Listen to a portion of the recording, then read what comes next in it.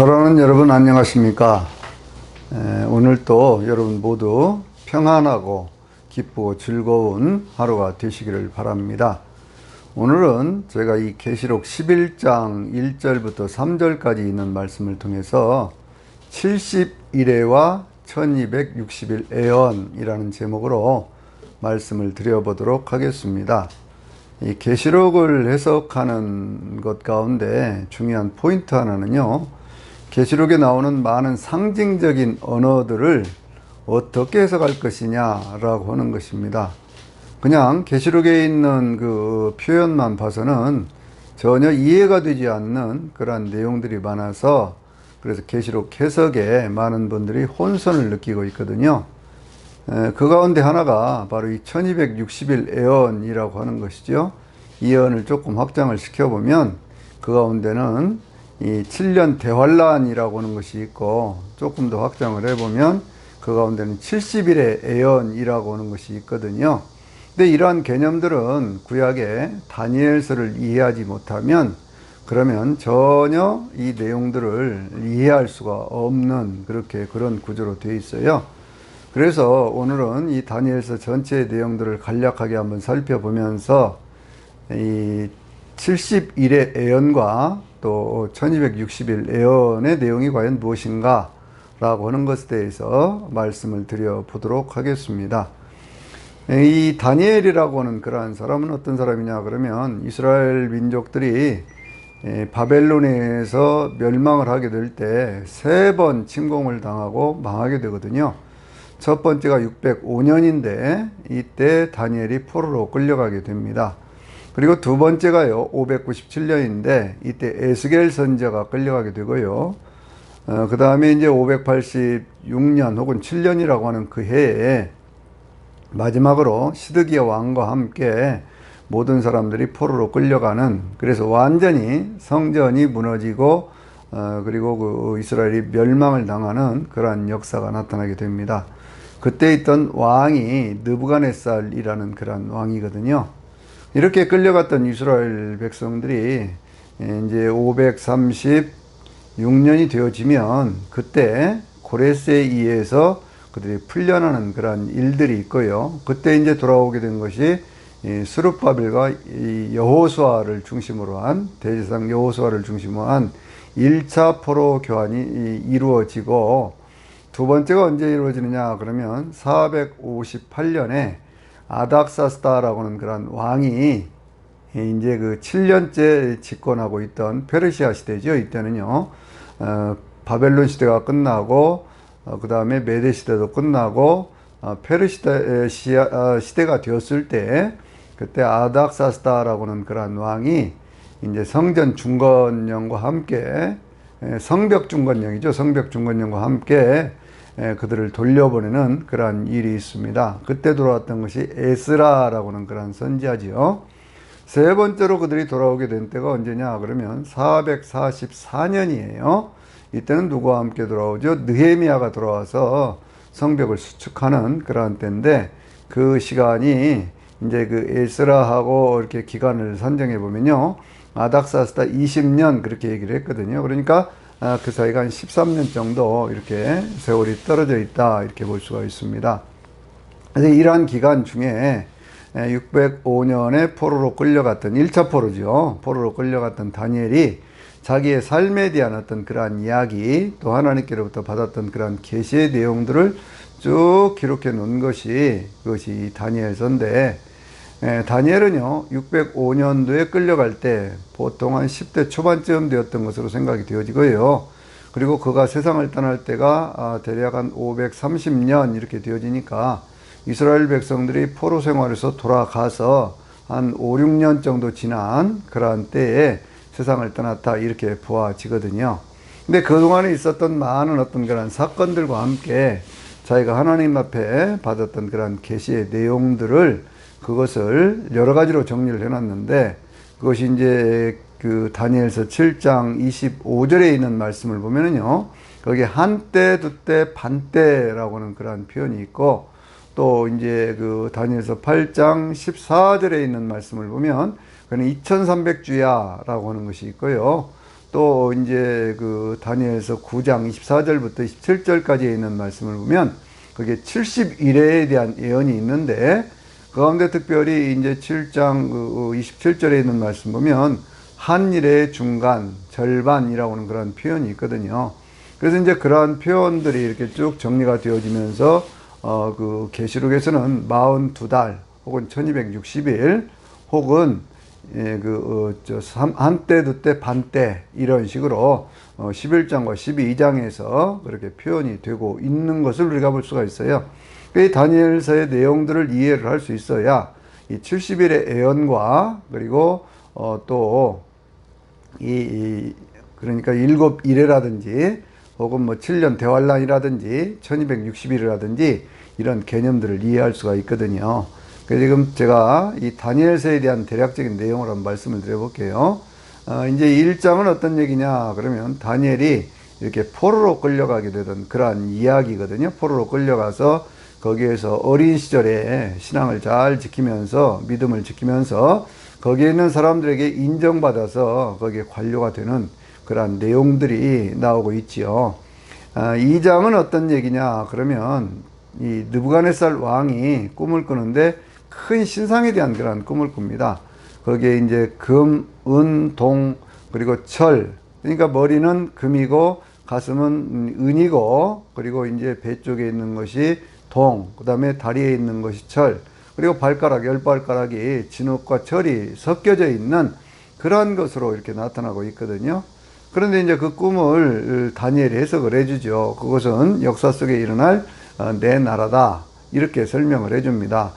맨 위에 있는 나라는 어떤 나라예요? 그게 바벨론, 두 번째 나라가 페르시아, 세 번째 나라가 헬라, 그리고 네 번째 나라가 로마인데 이러한 나라들이 어떻게 되냐면요. 맨 마지막에 사람이 손으로 가다듬지 않은 그러한 돌 하나가 떠올라 가지고 그 신상을 무너뜨려요. 신상이 이렇게 박살이 나버렸는데 거기에 이렇게 그것을 무너뜨렸던 돌이 무더기를 이루면서 온 세상을 덮는 그러한 모습으로 나타나게 되거든요. 맨 마지막에 나타나는 건 뭘까요?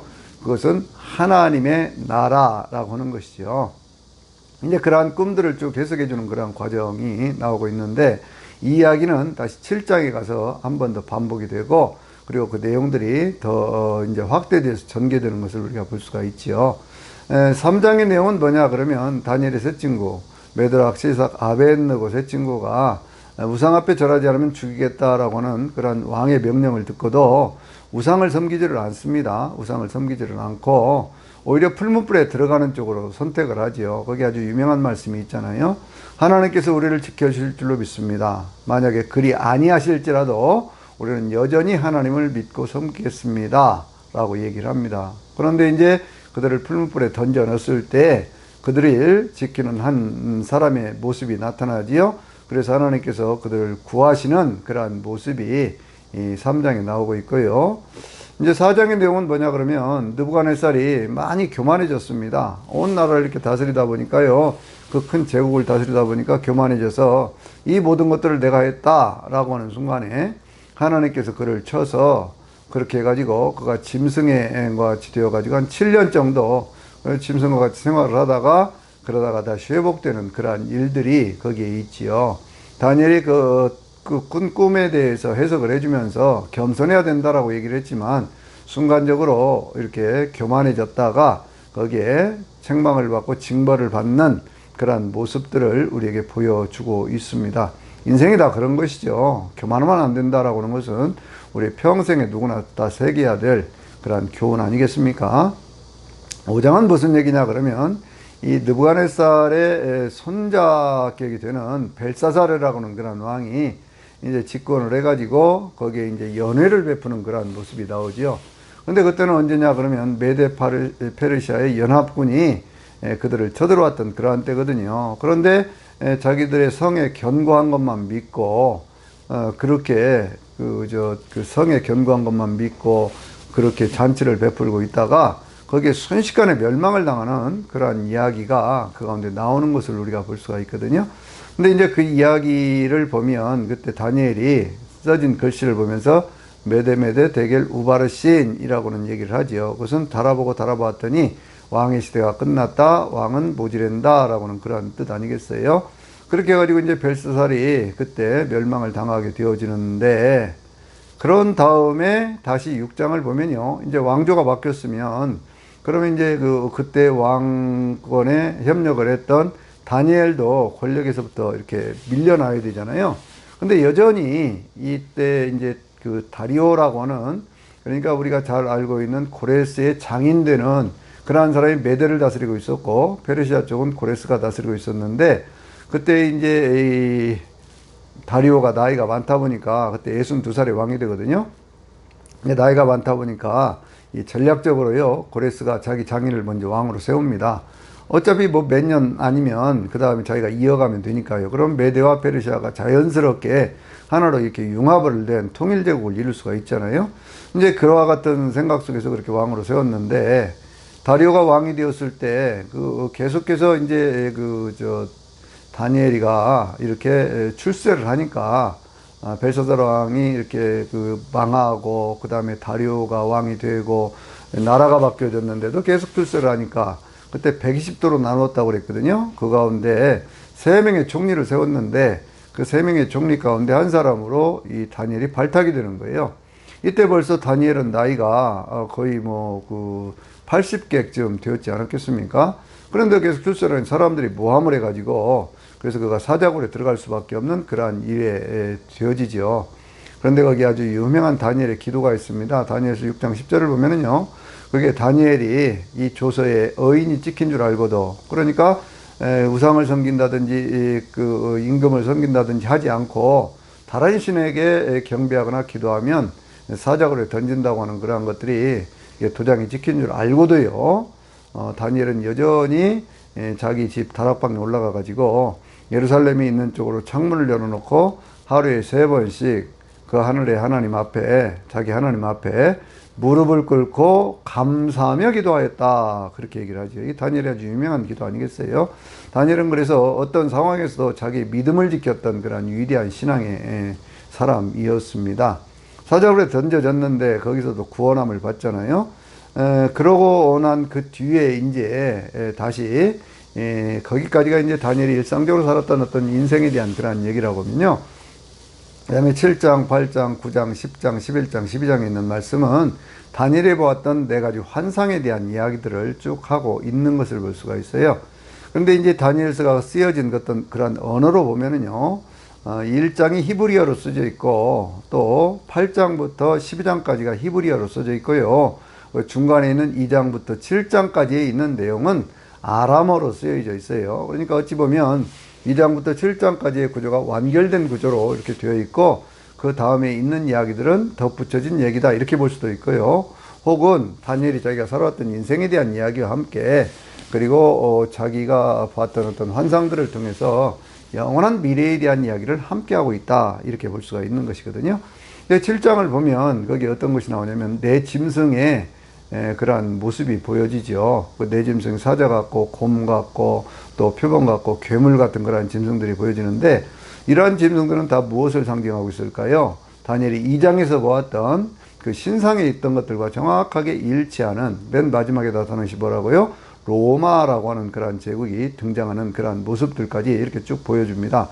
근데 그러한 환상과 더불어서 다니엘이 보는 것이 있죠. 그것은 뭐냐면, 하늘에 하나님의 보좌가 있는 쪽으로 인자 같은 이가 하늘구름을 타고 올라가서 영원한 왕권을 받게 되는 그러한 모습을 우리에게 보여주고 있어요.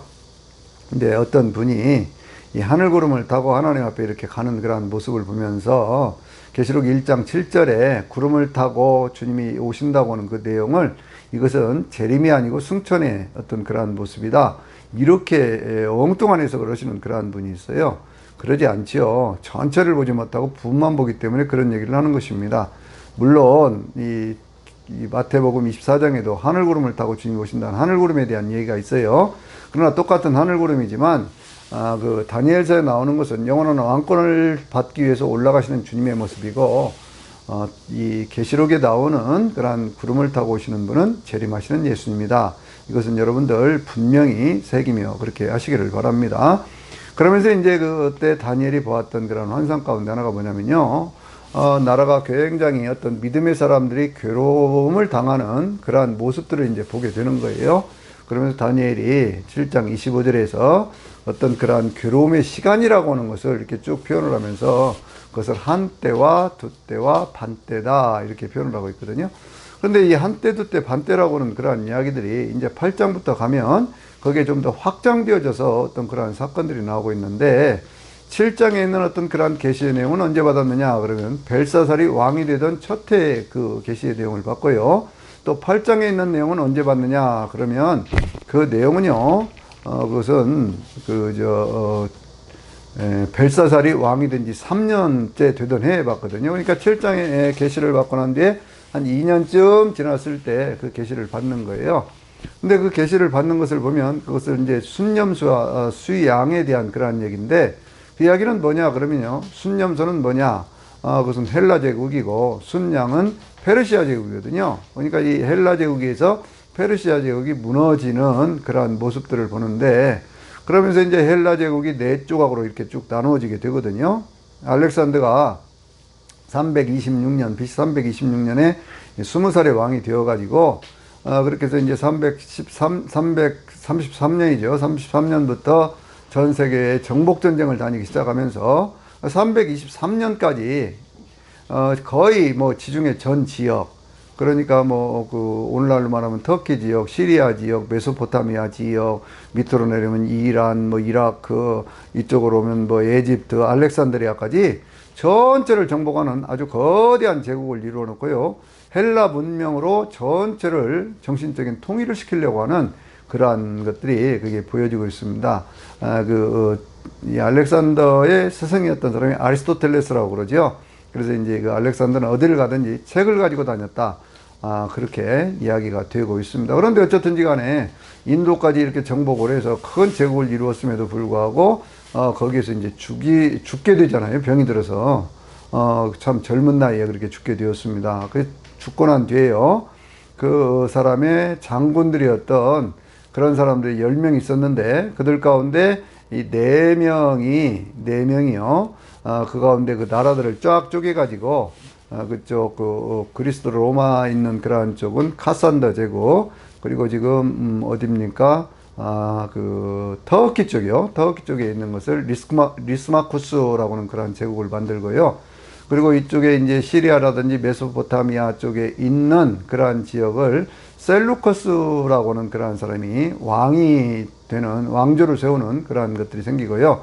밑에 에집트 쪽은, 에집트와 이제 예루살렘이 있는 쪽, 팔레스타인 쪽은 프톨레미 왕조라고 하는 그러한 것들이 생기게 되어지거든요.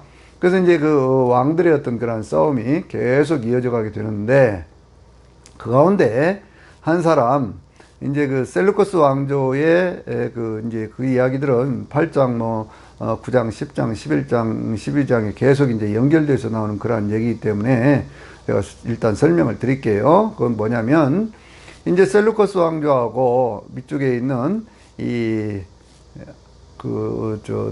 프톨레미 왕조가 계속해서 한 120년 전쟁이라고 하는 그런 전쟁을 하거든요. 밀리고 이렇게 뭐 어떤 때는 자기들이 이기기도 하고 어떤 때는 지기기도 하는 그런 싸움을 계속하고 어떤 때는 동맹을 맺기도 하고 이렇게 하는데, 그 중에 하나 그 안티오코스 에피파네스 4세라고 하는 그러한 사람이 나타납니다. 에피파네스라고 하는 그러한 이름은 자기가 신이다 라고 하는 그러한 이름이거든요. 신이 나타났다, 자기는 손으로 하늘에 별을 딴다 라고 하는 그러한 표현을 하는 그러한 사람이 나타나는 거예요. 그래서 이 사람이요, 밑쪽에 있는 이쪽 어딥니까, 이 프톨레미 왕조를 거의 이제 멸망을 시킬 정도로 그렇게 이제 거의 다 싸움에서 이기게 되는데, 그게 어디에 나오냐면 이제 9장 10장에 가면 거기에 이제 그 북방왕과 남방왕의 싸움으로 그렇게 쭉 묘사가 되는 것을 우리가 볼 수가 있거든요.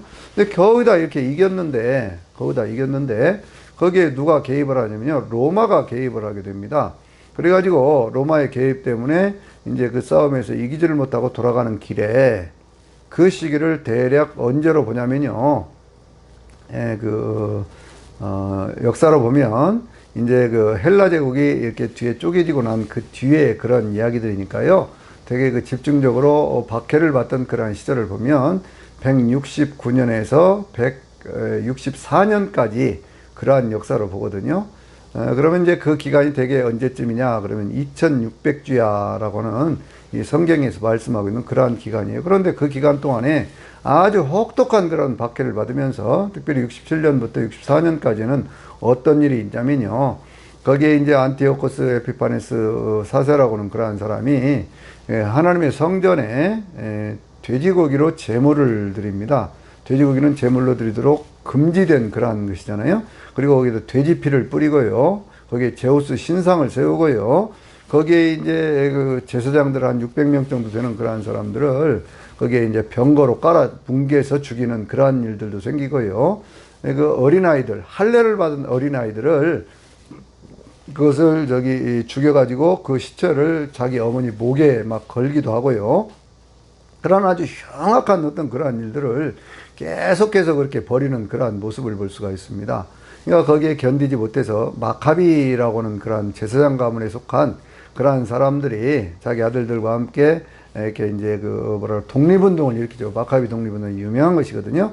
그래서 이제 64년이 되었을 때에 그 안티오코스가 이제 물러나면서 거기에서 그는 급사를 하게 되고요. 그리고 거기에 마카비 왕조라고 세워지는데 이 왕조가 이제 140년대가 되어지면 그때 이제 하스몬 왕조라고 하는 것이 세워지고 그렇게 해서 BC 64년 그때 이제 로마가 그 지역을 다스리게 되기까지 로마의 식민지가 64년부터 그렇게 되는 것이거든요. 그때가 될 때까지 독립된 왕국, 그러니까 다윗 왕국 이후로 독립된 왕국을 이렇게 이루어가는 그러한 모습을 볼 수가 있어요. 근데 이제 이러한 어떤 내용들의 2300주의 예언이 나온 뒤에 여전히 다니엘은 그 내용에 대해서 잘 모르고 있었는데 거기에 대해서 이제 어떤 것이 있냐면요.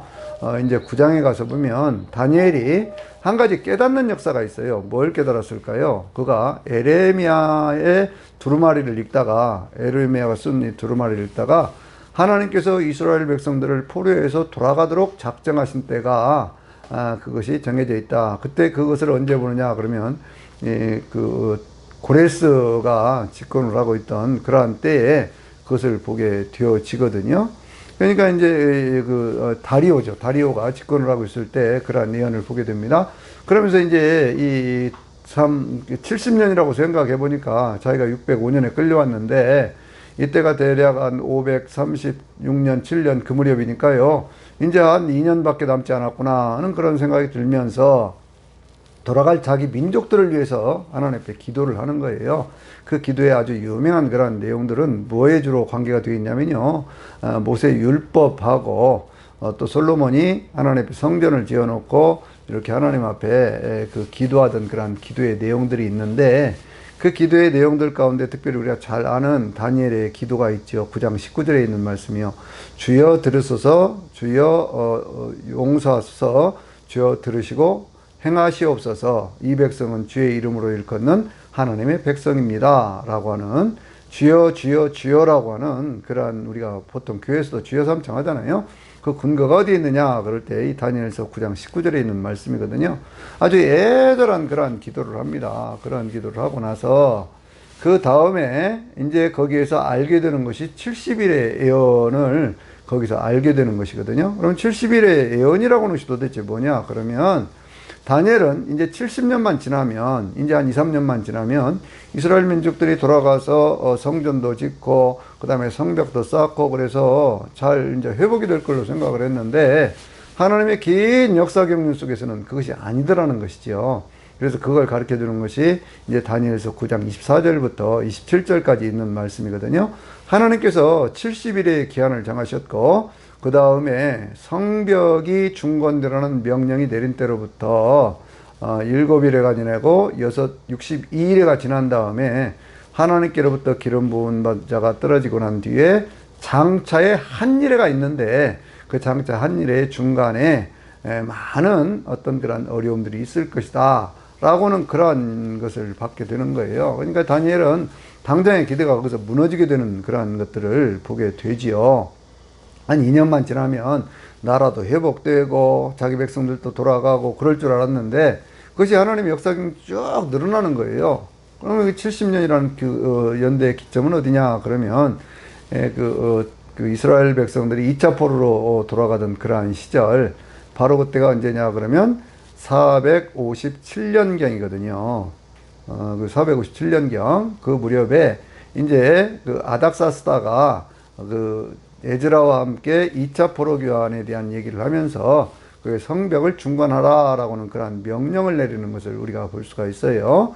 그래서 이제 그 명령과 함께 그들이 돌아가는 그때로부터 7일회가 지나고 이 기간 동안은 무엇을 했을까요? 이스라엘 백성들이 거기에 어떤 그 성전을 다 지켜주는 어떤 그러한 일들이 이루어지게 되고 거기서부터 62일회가 지나가게 되면 그때는 언제냐 그러면요 7일에 62일에 그러면 그 기간을 이렇게 계산을 해 가지고요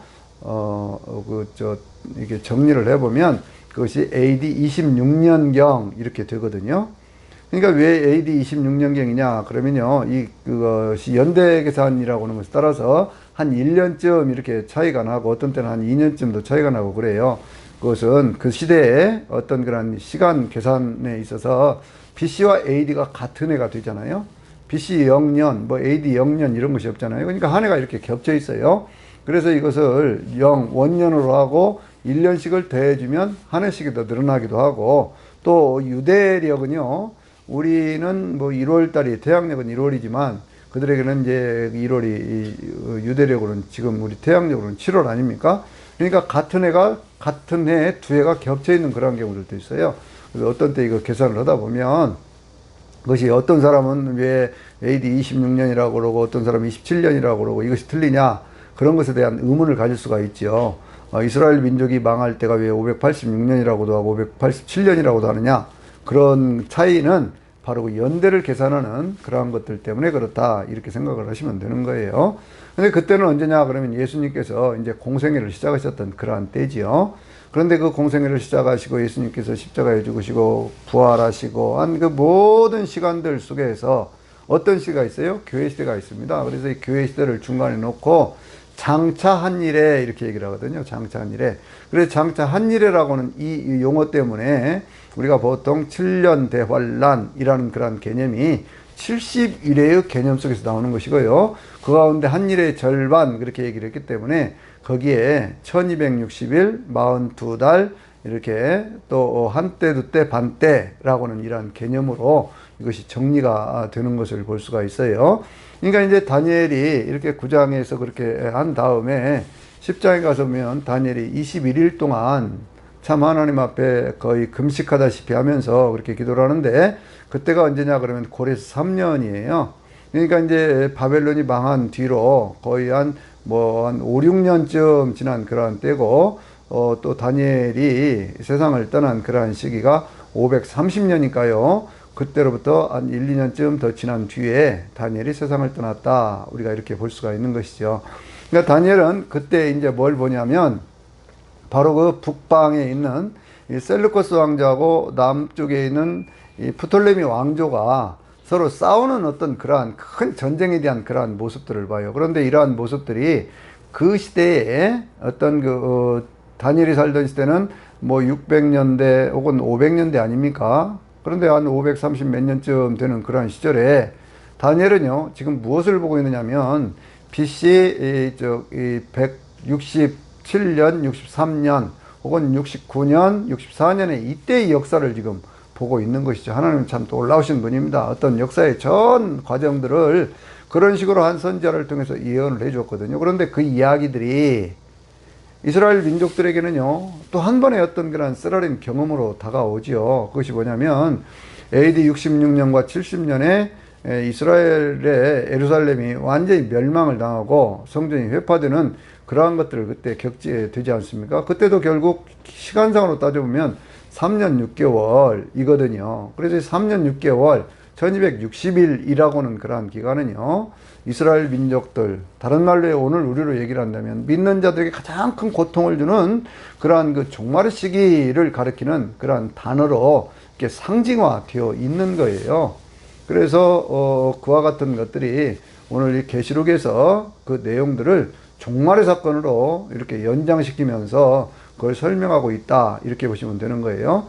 그러니까 7장에서 다니엘이 보았던 그러한 한때, 두때, 반때에 대한 그런 예언들이 8장에 가서 보면은 2300주야라고 하는 것에 포함이 되어지고, 그것이 이제 다시 그 9장에 가서 보면 9장의 70일의 애언 가운데 그 가운데 마지막 한 일에, 그리고 그 절반이라고 하는 모양으로 이렇게 되어지는데, 이제 10장과 11장에서 그러한 전쟁에 대한 얘기를 하면서 다니엘이 맨 마지막 12장에 가서 보면요, 우리가 잘 아는 그러한 말씀이 있죠. 많은 사람들을 옳은 길로 인도한 사람은 하늘의 별과 같이 빛나리라. 티끌 가운데 자다가 일어날 사람들도 있을 것이요라고는 아주 유명한 어떤 그러한 말씀들이 있잖아요. 그리고 맨 마지막에 11절과 12절에 있는 그러한 말씀들을 보면요, 이제 그 마지막 때를 지나가면서 1290일을 지나고 또 1335일까지 기다리는 사람은 복이 있다.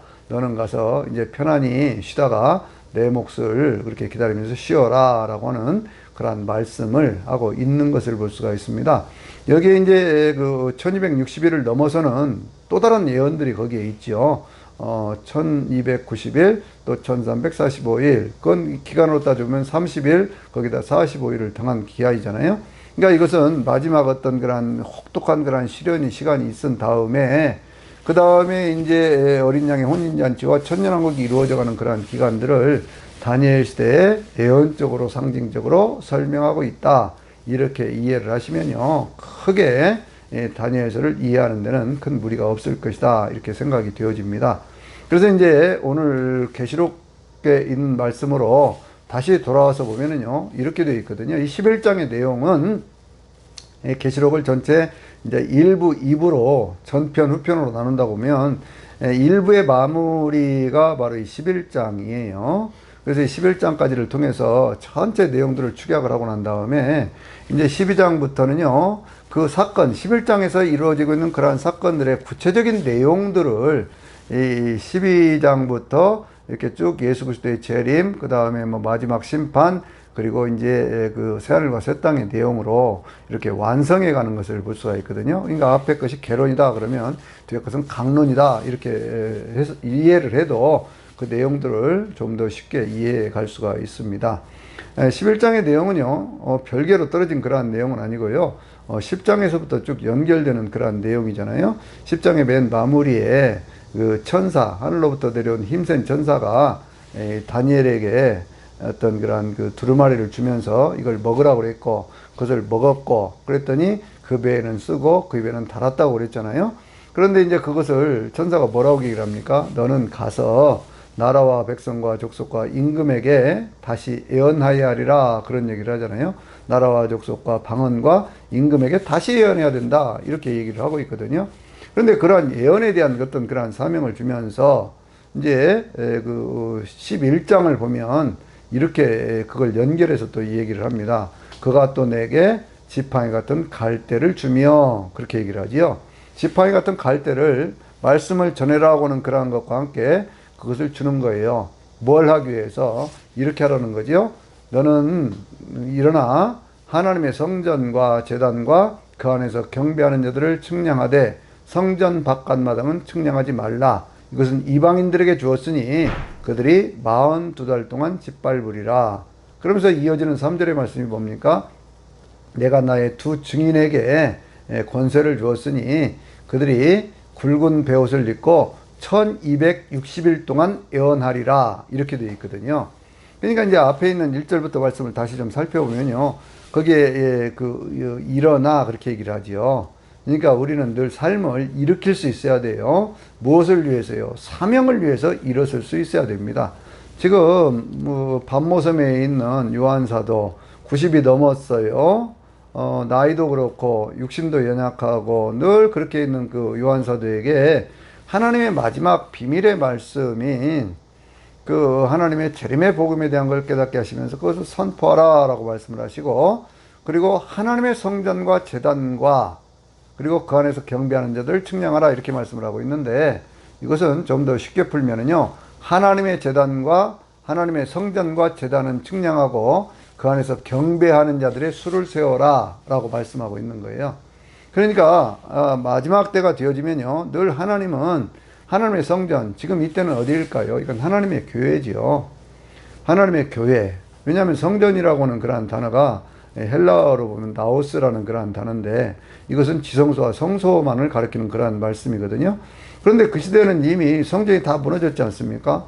솔로몬 시대에 세웠던 성전도 없어졌지요. 또 스룹바벨이 와서 세웠던 성전도 없어졌지요. 그리고 또 헤롯이 세웠던 그러한 성전도 없어졌죠. 성전이 없던 그러한 시절이에요. 그럼 뭐만 있느냐? 그러면 이방의 신들을 섬기면 이방 신전이 있고, 그리고 유대인들이 섬기고 있는 그러한 회당이 있고, 또 하나님의 교회가 있어요.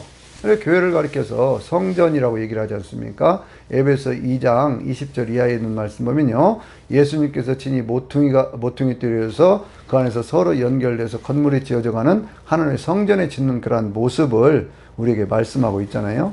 또 고린도서 3장 16절에도 너희 몸을 하나님의 성전인 것, 성령이 거하시는 하나님의 성전인 것을 알지 못하느냐, 이렇게 말씀을 하고 있거든요. 그러니까 이제 하나님의 성전, 예수 그리스도 안에서, 예수님은 또 뭐라고 말씀하셨어요? 성전된 자기 육체를 가리켜서 말씀하셨다 그랬죠. 그러니까 이것을 어떤 사람은요, 또 이렇게 이야기를 하는 사람들 있어요. 이거 제3성전에 대한 이야기다.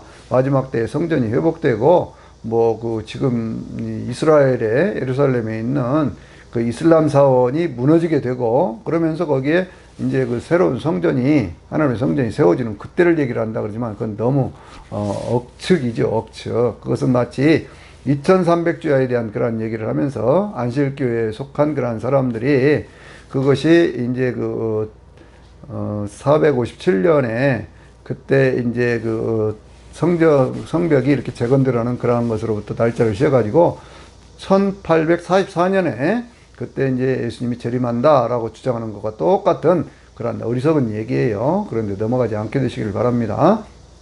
그걸 주로 이야기하는 사람들이 메시아닉주라고 그래가지고 예수님을 믿는 유대인들을 중심으로 한 이스라엘의 그 신학이라고 하는 그쪽에서 주로 그런 얘기들을 많이 하고 있습니다. 그러나 이것은요, 하나님의 성전, 교회고, 거기에 기도의 제단이 있는 곳이고, 그 앞에서 하나님을 잘 섬기는 바로 그와 같은 하나님의 백성들, 이렇게 이해를 하셔야, 그래야 훨씬 더 성경을 바르게 이해를 하는 거예요. 성전 바깥마당은 측량하지 말라고 그랬지요. 성전 바깥마당은 이방인들에게 주었으니 그들이 그 거룩한 성을 42달 동안 짓밟으리라, 그렇게 얘기하고 있지 않습니까? 그 성전은 옛날 성전의 구조로 보면 거기에 이제 안에 성소와 지성소가 있는가 하면 바깥쪽으로는 이방인의 뜰이 있고 여인의 뜰이 있고 그러거든요. 근데 이방인의 뜰에 있던 그러한 사람들을 그 안으로 들어오면 죽임을 당하는 그러한 일들도 있었어요. 그런데 그들에게 그것을 주었다고 하는 것은 하나님이 구별된 그것 외의 모든 것들을 이방인들이 마치 예루살렘을 짓밟는 것처럼 그렇게 짓밟는 시기가 온다, 그런 말씀이죠. 마지막 환란의 시대라고 하는 그것이 엄청난 그러한 고통과 고난의 시대로 우리가 이미 봤지 않습니까? 나팔재앙을 통해서 땅에도 바다에도 강에도 또 천체에도 또 인간들이 고통을 당하고 사람들이 죽임을 당하는, 그러면서 사람들이 회개하지 않는 그러한 시대, 그런 것들을 우리가 이미 봤지 않습니까? 그러니까 그와 같은 그러한 시대가 온다라고는, 그런데 그 기간이 집중적으로 오는 기간이 이 다니엘서에서 이스라엘 민족들의 어떤 경험, 역사적 경험 속에서 있었던 그와 같은 일들이 오늘 이 시대에 재현될 수 있다라고 하는 것을 42달 1260일로 이렇게 상징화시키고 있는 거거든요. 이 내용들은 이제 그 12장, 13장에 가면요, 아주 적나라하게 그렇게 나타나고 있고, 14장에 가면 두 가지 추수, 곧 알곡 추수하고 포도송이 추수로 이렇게 하나님의 백성들과 하나님의 백성이 아닌 자들을 구별하는 그러한 모습으로 나타나고 있는 것을 볼 수가 있습니다. 내가 나의 두 증인에게 권세를 주신다고 그랬죠. 이 두 증인이 누구냐, 그거지요. 두 증인에게 권세를 줬으니 그들이 굵은 베옷을 입고 1260일 동안 예언하리라 그랬죠. 이 1260일이 또 나오고 있지 않습니까? 그러니까 그 기간 동안에 정말 하나님을 믿는 신실한 그런 하나님의 백성들, 하나님의 교회는 주의 복음을 증거하고요. 그리고 하나님을 믿지 않는 자들은 여전히 교회를 핍박하면서 교회에 엄청난 환란의 시대가 있다라고 하는 것을 우리에게 말씀하고 있는 것이거든요. 계속된 두 증인이 누구냐라고 하는 것에 대한 구체적인 내용, 그러한 것들은 이제 다음 시간에 또 말씀을 드리도록 그렇게 하겠습니다. 오늘 또 주님의 은혜 가운데 여러분의 삶이 더 평안하시기를 주의 이름으로 축원합니다. 아멘.